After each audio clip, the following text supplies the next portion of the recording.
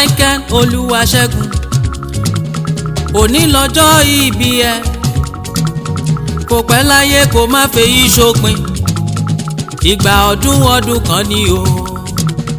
Michael Oluwaseun, ọmọ Onafowokan, kò pẹ́ láyé kó má fèyí ṣòpin, ìgbà ọdún kan ni o. Pàtàkì lọ́jọ́ abínisáyé, ẹni bá mọjọ́ bí rẹ̀ ó yẹ ká bá dúpẹ́. Tá a bá ń bẹ láyé tá a tún ń bẹ láàyè ó yẹ ká mọ rírì ara wa. Kẹ́bí ó bá ní yọ̀kọ́ rẹ̀ ó bá ní dúpẹ́. Ńlá dùn ọjọ́ ìbí ènìyàn. Michael Ṣẹ́gun Onafowokan, ọmọ wọn ní Ṣàgámù, ó kú oríire. Ọjọ́ òní bá ọ láyé, ó bá ọ láàyè ara rẹ̀, ọpẹ́ ní f'Olúwa ọba. MOK òde ní àgbégbìn ńlá ṣe wá bá ọ dúpẹ́. O sì láyé bí aláìsí, ọjọ́ òní ò bá ọ nínú sàré. Ìdí nìyí tí àwọn ọ̀rẹ́ rẹ̀ fi pè mí sórí aago.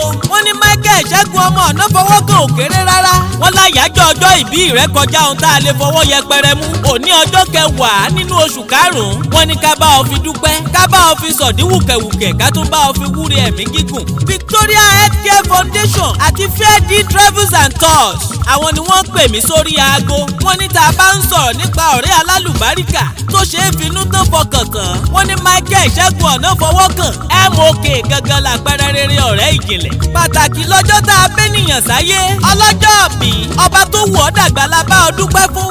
Abiyamọ lóde ọ̀run tó jabiyamọ ayé lọ, abiyamọ lóde ọ̀run tí bábiyamọ ayé wọmọ rẹ̀ láwòye. Ọba tó dá ọ sókè èèpẹ̀ tí ò dá ọ lásán, ó dá ọ pé pérépéré, ó dùn ún wò lójú, ó tún ṣe ọ́ lólú ọmọ. Ọba tó ti mọ̀ ọ́ kó o tó dáyé, ọba tí ò jẹ́ káwọn ẹni bí inú ayé orí ọ gbé ṣe. Orákòrò délé àwọn ọ̀tá ní kékeré, ṣe bábiyamọ ọ̀run ló wù ọ́ dàgbà. Michael Ṣẹ́gun ọmọ Onafowokan, máa dúpẹ́ fúnbi tó ti mú ọ bẹ̀rẹ̀, fúnbi tó ràn ọ́ lọ́wọ́ dé, àtàwọn ìpinnu rere tọ́ba omi òkè ní fún ọ. Bó o ti lé lọ́dún kan sí lónìí nínú ayé, ìgbéga rẹ kó máa lé sí, owó rẹ kó máa lé sí, ọlá rẹ kó máa lé sí. Bó o má ṣe pẹ̀dí nínú ohun gbogbo rere, ayé ti ń yí ọ́, ò ní padà dẹni àbùkù ní dúníyàn. Ìgbà ọdún kan ni ọlọ́jọ́ bí, torọ́dọọdún là rórógbó, ọdọọdún là ráwùsà, ọdọọdún là rọ́mọ obì lórí àtẹ.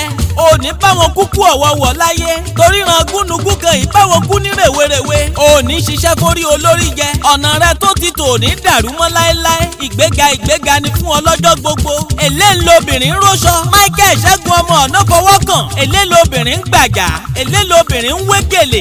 Kíre gbogbo ó máa lé sí fún ọ bó o ti lé lọ́dún kan sí. Ara pápá ńlá bẹ́ tú, ibi gìgàgìgà ńlá bẹ́ fọ̀n.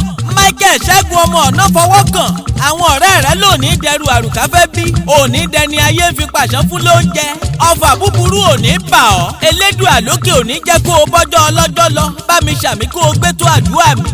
Níre là á sọ̀rọ̀ àtàrẹ, ọ̀rọ̀ bí ẹkún bí òṣè òní wọlé tọ̀ ọ́ wá. Òní tí, òní tẹ́, òní ṣá, òní bá wọn tẹ́jú ulẹ̀ mọ́lẹ̀. Ọlọ́jọ́ bí àṣeyìí àṣàmọ́dún ṣẹ̀mí láyé. Ọdún tí ń bọ̀ òní bá ọ níbojì láéláé, bẹ́ẹ̀ ni òní bá ọ nínú sàré. Victoria Healthcare Foundation àti Fairdeal Travels and Tours, àwọn ni wọ́n gbé èmi Ọ̀gẹ́fìlà Ayọ̀dèjì, ọ̀jọ̀gbọ́n akọrin kéwì pèdè bí ẹni jẹ̀kọ́ ọ̀yàngàn sórí aago. Wọ́n lẹ́bùn ńlá tó yẹ láti fọ́lọ́jọ́ bí lásìkò yìí ni kí wọ́n bá dúpẹ́, kí wọ́n tún bá wúre ẹ̀mí gígùn. Michael Ṣẹ́gun ọmọ Onafowokan, MOK, ìgbà ọdún kan ni fún ọ lókè èèpẹ̀. Michael Oluwaseun, òní lọ́jọ́ ìbí ẹ, kò pẹ́ láyé kó má fèyí ṣòpin, ìgbà ọdún kan ni o.